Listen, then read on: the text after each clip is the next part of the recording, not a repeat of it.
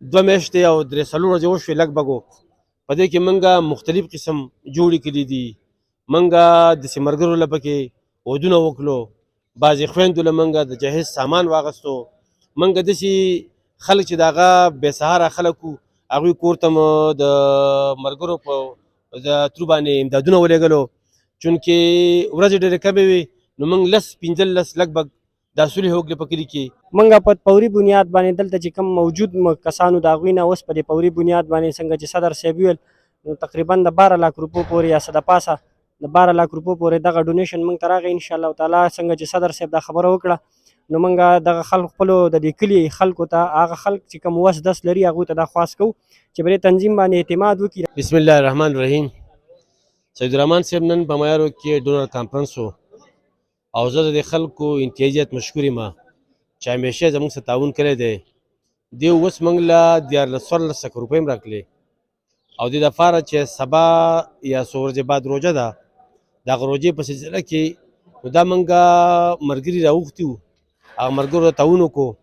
زما نور کلیوال هم دي، دا کلیوال هم دا خواست کومه زموږ نه پاتې دي، په کورونو کې دي، په کلي کې دي، بهر دي، په بار ملکونو کې دي، په پنډۍ کې دي، په ګلګید کې دي، دا څوک زما د اواز اوري د هغوی هم دا خواست کوم تا وختي ماته وویل چې خپل نمبر ورکړه. موږ نمبر ځکه نه دا کوو چې موږ اوس خو داسې سوال خو نه کوو که نه، موږ د هغه خپل کلیوالو نه چې کوم کلیوال دلته اوسي زموږ سره د هغې وروڼه دي، د هغې بچي دي، هغوی ته دې حواله کړي او په خپل تنظیم د اعتماد وکړي او اعتماد تنظیم ته دې ورکړي. په دغه سلسله کې موږ نن ډونر کانفرنس راوغوښتی او په دې ډونر کانفرنس کې خلکو د خپل وس نه زیات تعاون زموږ څخه وکړو. نقد یې موږ له پیسې راکړې 12-14 روپۍ. دا ډېر غټ شیز دی په ډېر کم وخت کې چې زکات میاشت هم تللې ده. نو موږ دا انشاءالله تعالی د باقي خلکو هم دا امید لرم چې موږ کمیټیان جوړ کړو، کور کور ته ورشو، دا به انشاءالله موږ 1.5 کروڑ روپو ته رسو انشاءالله.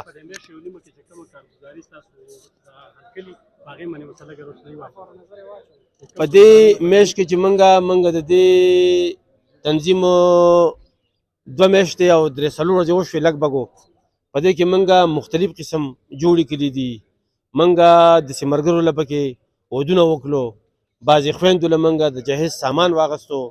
موږ داسې خلک چې د هغه بې سهاره خلک وو هغوی کور ته مو د ملګرو په د ترو باندې امدادونه ولېږلو، چونکې ورځې ډېرې کمې وې نو موږ 10-15 لږ بږ دا صلحې وکړې په کلي کې چې په محله کې ورانو، په کلي کې ورانو، په جومات کې ورانو، که هغه غټ سړی و که وړوکی سړی و موږ ورته کېناستو نو زموږ خبرې ومنودې او انشاءالله تعالی 5-6 داسې د جوړو درخواستونه راغلي دي هغه به موږ انشاءالله تعالی مزید چې څه کېږي نو چې دوی زموږ سره دغه تعاون نه کوي، دوی زموږ سره دا کوآپریشن کوي نو زموږ د ملګرو حوصله به بړاویږي، بیا شپه ورځ ماښام ماخوستن به نه ګوري او خپل کار به کوي انشاءالله تعالی. مخې ته زموږ دا ټارګټ دی چې دې کلي ته به انشاءالله تعالی یو امبولانس ورکوو. مخې ته هم دا ټارګټ دی انشاءالله تعالی چې په دې کلي کې به موږ د یتیمانو دپاره ځان له یو غټه اداره وي انشاءالله تعالی. زموږ مخې ته دا ټارګټ دی چې هلته به زموږ کونډه خورو چې د هغې د جهیز څه شی نه یا به دا ځوانان کوي. زموږ مخې ته دا لار نیولې ده چې دلته کوم بېوسه بېدسه انسانان دي، غریبان دي، زموږ په دې چاپېچل کې اوسي، موږ به د هغې چې څونه تعاون زموږ نه کېده موږ به د خپل وس مطابق د هغې سره تعاون کوو او چې څومره منډه تړه ورسره به وایو انشاءالله تعالی.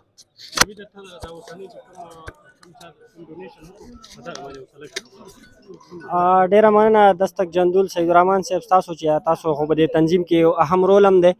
بهرحال تاسو دلته راغلی تاسو ډیره زیاته مننه. هغه خلکو ته د اواز رسوئ کوم چې په دې محفل کې موجود نه دي. نن زموږ سره ډونر کانفرنس په حق باندې صدر صاحب د خپل خیالاتو اظهار وکړو، یقینا چې تفصیل بیان کو.